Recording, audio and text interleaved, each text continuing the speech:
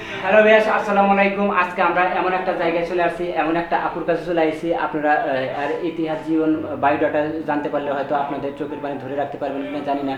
আর সবচেয়ে বড় কথা হচ্ছে এমন একটা পরিস্থিতির শিকার হয়ে এখানে আসছে আর এভাবে চলতেছে, তার জীবন বৃত্তান্ত আমরা জানার জন্য আপনাদেরকে আমন্ত্রণ করতেছি। আর ততক্ষণ আপনারা আমাদের পাশেই থাকুন।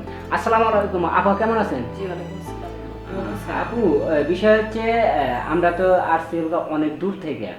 আমরা আপনার কিছু কথা শোনার জন্য বা আপনার একটা পেজে একটা ভিডিও দেখে আপনার অনেক কান্নাকাটি দেখে আপনার কাছে চলে আসছে। আসলে ঘটনা কি, আপনি এই যে দৌলদিয়া পতিতলায় আপনি কান্নাকাটি করে মোবাইলে একটা ভিডিও ভাইরাল হয়েছে, আসলে দৌলদিয়া পতিতলায় আপনি কিভাবে আসছেন এই বিষয়টা যদি একটু জানাইতেন। আমি পতিতা, সবার অবলার পাত্র।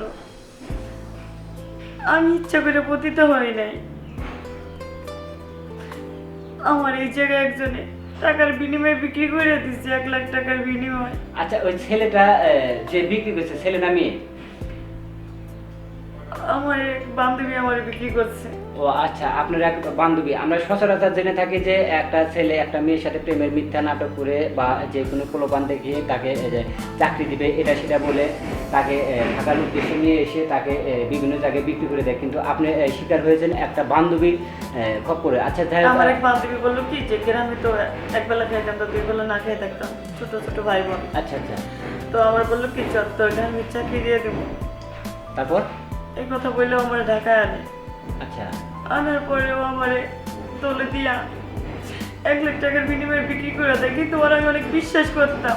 ঢাকায় নিয়ে আসার পরে আপনাকে দৌলদিয়া নিয়ে যায়, দৌলদিয়া আরিচা নগরবাড়ি ঘাট নিয়ে যায় আপনাকে গলন্দ ঘাটে। প্রথমে আমাকে ঢাকা ইসে রাখে, মগবাজার রাখে। আচ্ছা, মগবাজার থেকে। তারপর ওইখান থেকে আমার বললো কি যে তোর চল চাকরি, তখন তো আমি ঢাকা মানে কোথাও কিছু চিনি না। আচ্ছা আচ্ছা পরে আমার একটা গাড়িতে করে নিয়ে যায়, মানে একটা লোক এসে নিয়ে যায়। তো বললো কি উনি গার্মেন্টসের বড় স্যার। আচ্ছা তো উনি যে মানে আমাদের যে মানে পতিতালার সত্তার, এটা আমি জানতাম না। আচ্ছা আচ্ছা আচ্ছা, মানে ম্যানেজার।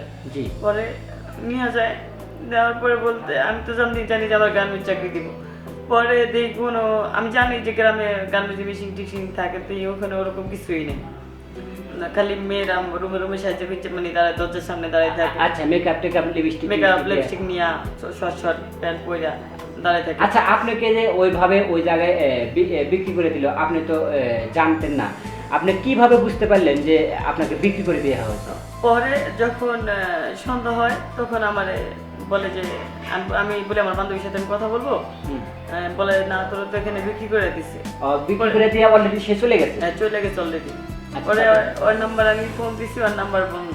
আচ্ছা, ততক্ষণ পর্যন্ত কি ফোন আপনার কাছে ছিল? হ্যাঁ, আমার কাছে একটা বাটন ফোন ছিল। তারপরে আপনার ফোনটা নেওয়া হয়েছিল কতদিন পরে? ফোন আমার যখন আমি কান্দাকাটি করি তখন আমার ফোন সব বা আমার কাছে দিচ্ছে, মানে সর্দার নিবা সর্দার বুঝতে পেরেছে যে এখন যোগাযোগ করবেন বাইরে, তার সাথে যোগাযোগ করবে, এই কারণে এই জন্য ফোনটা সব নিয়ে যায়। আচ্ছা, ফোন মোবাইল সব কাটে নিয়ে যায়। তারপরে আমার কাজ করতে বলে, কাজ করতে মানে খারাপ কাজ করতে বলে কাস্টমারের সাথে। আচ্ছা। বলতেছে কাস্টমার আছে ফুল সার্ভিস দিবি, তার সাথে খারাপ ব্যবহার করলে তো খবর আছে। ও আচ্ছা, টাকাটা কাজ করবো, তুই খারাপ ব্যবহার করবি না। ও আচ্ছা। তা আমি বললাম দেখেন আমি খারাপ কাজ করতে পারবো না, আমি খারাপ মেয়ে না। তারপর আমি ওনার অনেক পায়েতে ধরলাম, আমি আপনার সন্তানের মতন, আমার চাইটা দেন। তখন উনি বলে যে এখানে আসা যায়, যাওয়া যায় না। আচ্ছা আচ্ছা, কাস্টমার প্রথমত কিভাবে কেমনে কি যদি একটু কষ্ট হইলে বলতেন। তারপরে আমি রাজি হই না দেখে উনি আমার অনেক মাইর করে।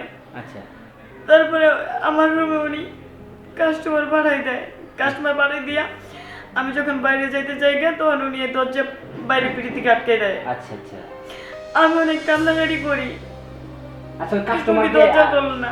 ওই যে ভাইয়া আপনার কাছে গেল, তারপরে যে কাস্টমার আসে ওনার আমি অনেক হাতে পায়ে ধরি যে আমি আপনার ছোট বোনের মতো, আমার ইজ্জত কাইরা নিয়েন না। উনি বলে আমি এত সব দেওয়ার সময় নাই, কিসের বোন, আমি টাকার বিনিময়ে কাজ করতে পাইছি। প্রতিটা আমার বড় বড় কথা শুধু মানে অনেক খারাপ খারাপ নোংরা ভাষা বোকা দেয় আমার। পরে আপনি পরিস্থিতির শিকার হয়ে কাজটা করলেন। পরিস্থিতির শিকারের পরে আমি এই কাজটা করি। তারপরে একের পর এক এভাবে কি চলতে থাকে? একের পর এক, রাতের পর রাত, দিনের পর দিন আমার প্রতি শারীরিক টর্চার চলে। আচ্ছা, আচ্ছা, এই যে টাকাগুলা আপনি এই যে তাদেরকে এই যে আপনার কাস্টমার বিদায় করেন, টাকাগুলা কি আপনাকে বুঝিয়ে দেয় নাকি টাকাগুলা সবদার নিয়ে নিছে? টাকাগুলো সব সাবধানে নিয়ে নেয়, শুধু আমরা খাওয়ার পর না এতটুকু দেয় আমাকে। ও আচ্ছা, বুঝতে পারছি। আচ্ছা দর্শক, আমরা জানতে পারলাম আসলে এই বোনটার সাথে কি ঘটনা ঘটে গেছে। তারপরে কোনোদিন 20টা কাস্টমার আসে, কোনোদিন 30টাও আসে, কোনোদিন 10টাও আসে।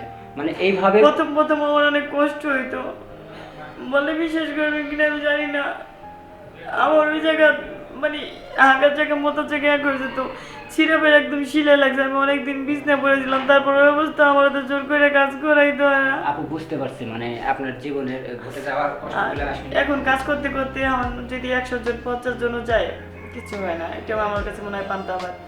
আচ্ছা, বুঝতে পারছি। এখন আর কষ্ট হয় না। আচ্ছা, ধন্যবাদ আপু আপনাকে ইমোশনাল আঘাত করার জন্য।